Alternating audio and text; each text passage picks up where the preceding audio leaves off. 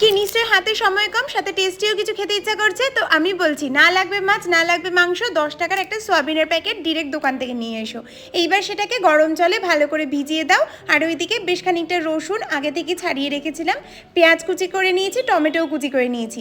Just দেখো রেসিপিটা, জিভে জল আসবে আর খেতে হবে অত্যন্ত দুর্দান্ত। সোয়াবিনটাকে ভালো করে জল ঝরিয়ে রেখে দিলাম।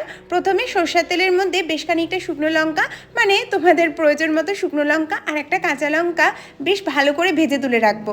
একদম লো আছে। এবার রসুন আর পেঁয়াজটাকেও হালকা করে ভেজে নেওয়ার পরই এই সোয়াবিনটাকে দিয়ে দেব। এই সোয়াবিনটা কিন্তু জল ঝরিয়ে রেখেছি, এটা কিন্তু অবশ্যই করবে।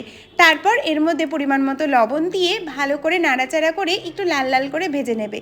এর মধ্যে দিয়ে দিয়েছি পরিমাণ মতো হলুদ আর যে টমেটোগুলো কুচি করে রেখেছি সেইটা। যতক্ষণ না টমেটোগুলো বেশ ভালো মতো গলে যায় ততক্ষণ ভালো করে সোয়াবিনটাকে ভেজে নিতে হবে। দেখবে টমেটো আর সোয়াবিন বেশ মাখা মাখা হয়ে এসেছে। মিক্সিং জারে দিয়ে ভালো মতো করে পেস্ট করে নেব। চাইলে 1-2 মিনিট ঘুরিয়েও নিতে পারো, মানে একটু দরদরা থাকলেও ভালো লাগে। এইবার তেলের মধ্যে বেশ খানিকটা কালো জিরে ফোড়ন দিলাম আর দিলাম বাদবাকি কেটে রাখা কুচনো পেঁয়াজ। পেঁয়াজগুলোকে যতটা পাতলা করে রাখবে তত বেরেস্তাটা সুন্দর হয়। এইবার ওর মধ্যেই সেই সোয়াবিন বাটাটা দিয়ে ভালো করে নাড়াচাড়া করে নিতে হবে। এইবার দাঁড়াও, শুকনো লঙ্কা যেটা ভেজে রেখেছিলে সেইটা দিয়ে দেবে হাত দিয়ে ভালো মতো করে গুঁড়িয়ে। ভালো মতো করে নাড়াচাড়া করে নিলেই সোয়াবিনের এই ভর্তাটা রেডি। আর এই সোয়াবিনের ভর্তা মাছ মাংস সব কিছুকেই ছাপিয়ে যায়।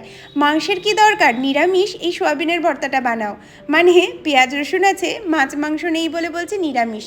যারা যারা গরম ভাতে একটু চটপটা খেতে পছন্দ করো আর তার সাথে বেশ ঝাল ঝাল কিছু খেতে ইচ্ছা করছে, চটপট এটা বানিয়ে ফেলো।